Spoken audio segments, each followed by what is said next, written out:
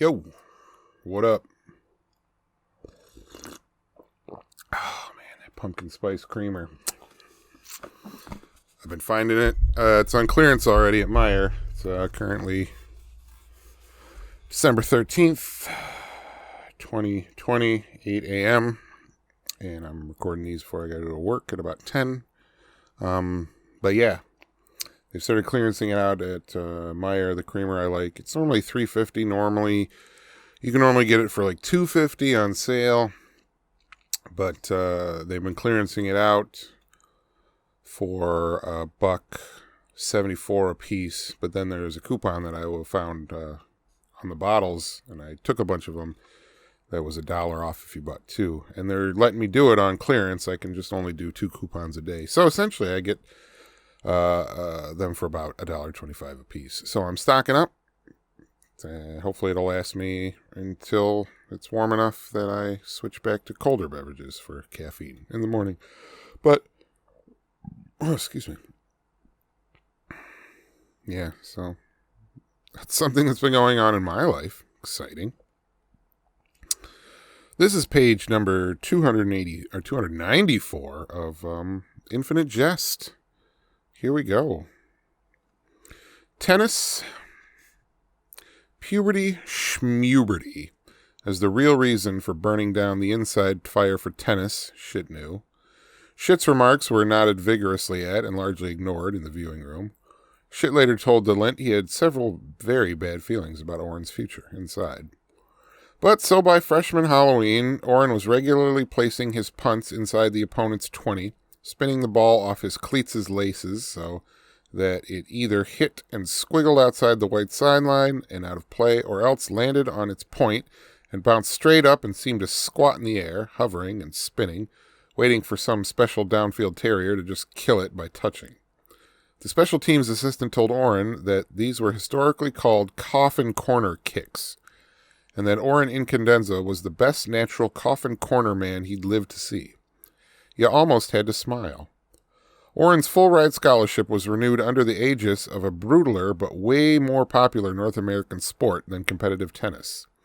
This was after the second home game, around the time that a certain actionizingly pretty baton twirler, invoking mass pep during breaks in the action, seemed to begin somehow directing her glittering sideline routines at Oren in particular.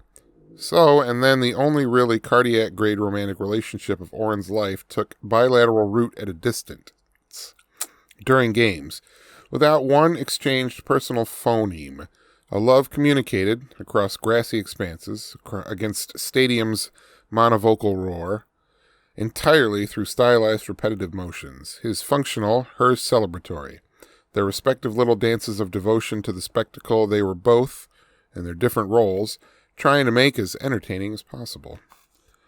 But so the point that was accurate, the accuracy came after the distance. In his first couple games, Oren had approached his fourth down task as one of simply kicking the ball out of sight and past hope of return.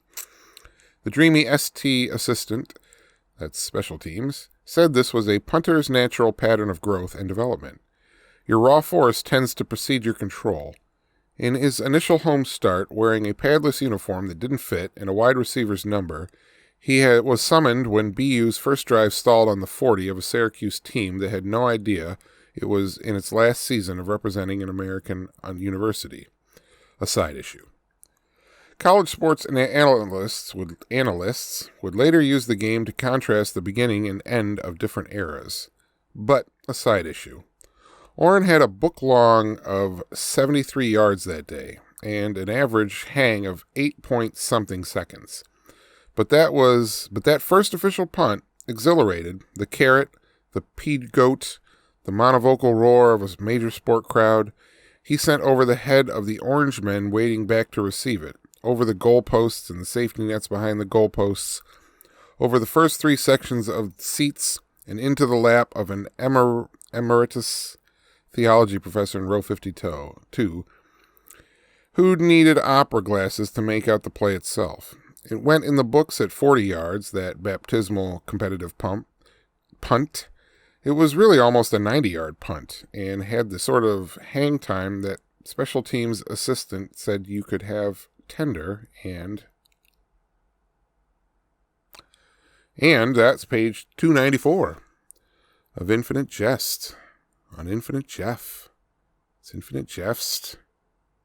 Man, good night.